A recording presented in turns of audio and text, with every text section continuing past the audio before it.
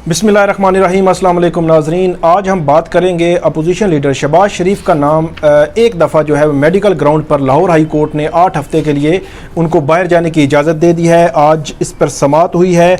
इसका जो तहरीरी ऑर्डर जारी हुआ है लाहौर हाई कोर्ट से, उसका अहवाल और उसका जो टेक्स्ट है वो आपको बताऊँगा मैं। उसमें क्या जो है प्रेयर की थी और क्या ब्लैक लिस्ट से नाम निकाल दिया गया है या उससे मुतल्लिक क्या हुआ कि 26 घंटे के अंदर अंदर पटिशन कल दायर हुई और आज कल तकरीबन 10 से 11 बजे पटिशन जो दायर होती है और आज तकरीबन 3 बजे उनका नाम जो है वो उनको एक दफ़ा जो है वो यूके में जाने की इजाज़त दे दी जाती है।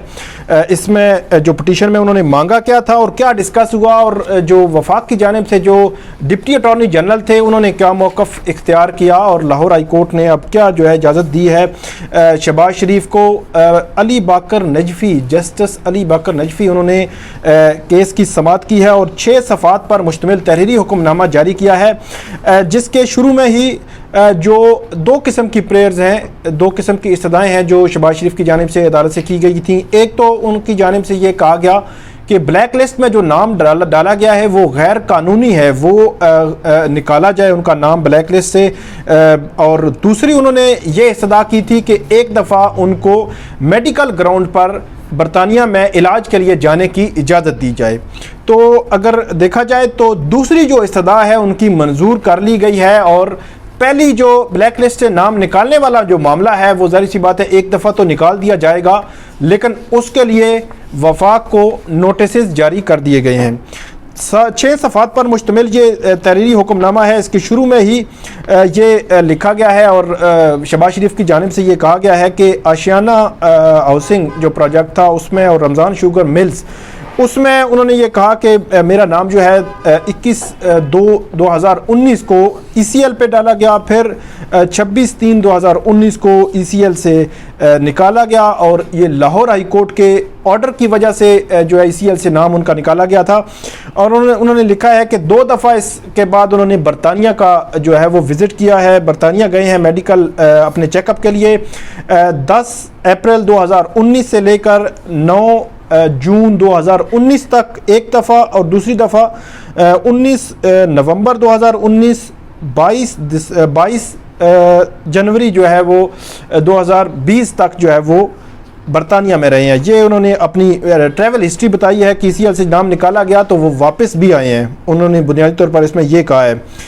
आज जो केस जो पैरवी की है शहबाज शरीफ की जानिब से वो अमजद परवेज़ और दीगर वकला थे और DAG जो डिप्टी अटॉर्नी जनरल है राना अब्दुल खान वो अदालत के सामने पेश हुए। DD लॉ और DD लॉ जो FIA लाहौर के हैं वो अफसरान भी अदालत के सामने जो है वो पेश हुए।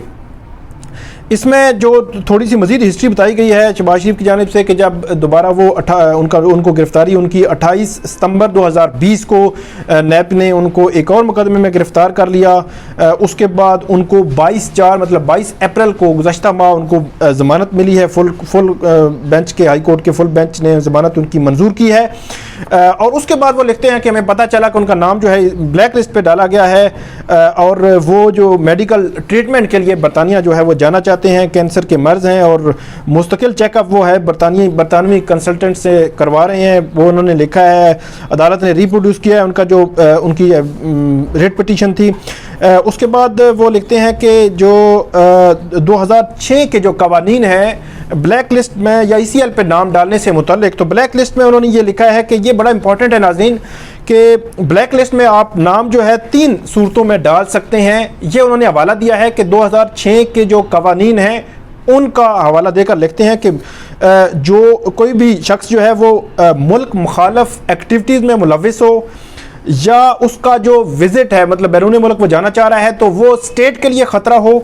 और तीसरा ये लिखा है कि सिक्योरिटी पॉइंट ऑफ व्यू से उसको जो है वो रोका जा रहा हो बैरून मुल्क जाने से। तो वो जो लिखते हैं कि इन तीनों सूरतों में कहीं पे भी वो फ़ाल नहीं करते, बल्कि वो तो उन्होंने ज़मानतें करवाई हुई हैं और वो बाकायदा तौर पर अगर नैब या कोई भी बुलाता है तो उसके सामने पेश भी होते हैं।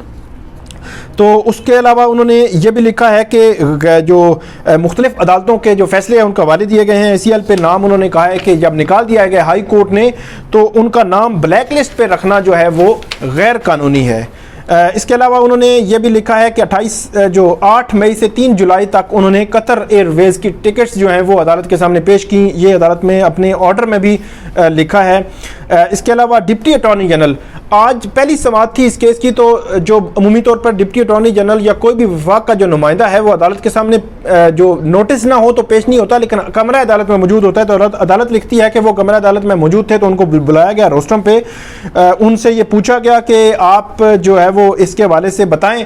تو پہلا تو انہوں نے موقف یہ لیا کہ میں ہدایات لے کر ہی بتا سکتا ہوں. دوسرا، ڈپٹی اٹارنی جنرل جو ہے انہوں نے یہ کہا کہ جو ہیومن رائٹس کیس کا حوالہ انہوں نے دیا اور سپریم کورٹ کی ڈائریکشنز کے حوالے سے عدالت کو بتایا کہ ایف آئی اے انٹرپول کے جو لیٹر جاری ہوتے ہیں یا کوئی ایف آئی آر میں کسی ایسے ہینیس کرائم میں کوئی بندہ ملوث ہو، اس کا نام ہو، یا ملک سے بھاگ جانے کا خطرہ ہو، یا ای سی ایل پہ جو نام ڈالنے کا جو پروسیجر ہے اس کو بنیادی طور پر ایف آئی اے جو ہے وہ ڈیل کرتا ہے. یہ انہوں نے سپریم کورٹ کی اس ڈائریکشنز کا ججمنٹس کا حوالہ دیا.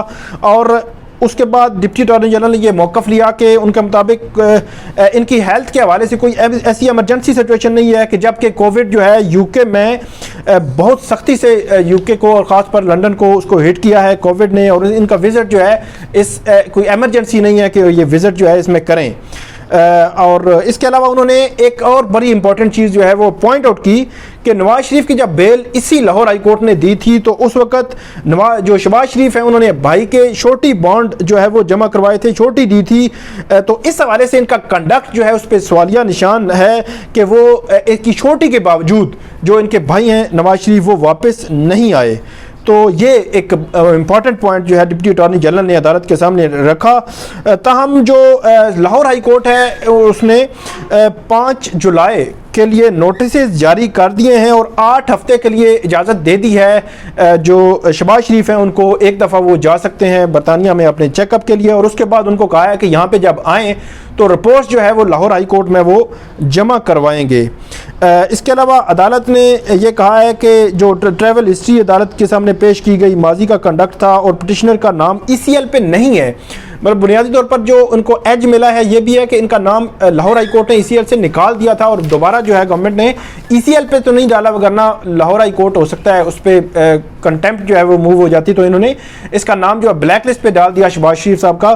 تو اب عدالت نے ان کا نام 8 مئی سے 3 جولائی تک جو ہے وہ اس سے نکالا ہے، اور ایک دفعہ یہ نکالا گیا ہے اور اس پر عدالت نے یہ کہا ہے کہ جو پرسنل کمٹمنٹ ہے شہباز شریف صاحب کو 2 بجے آج لاہور ہائی کورٹ میں بلایا گیا تھا. انہوں نے عدالت کے سامنے یہ کہا کہ میں پہلے بھی آتا رہا ہوں، نام نکالا گیا تو اب بھی واپس آؤں گا جب جو ہے وہ ڈاکٹرز کہیں گے.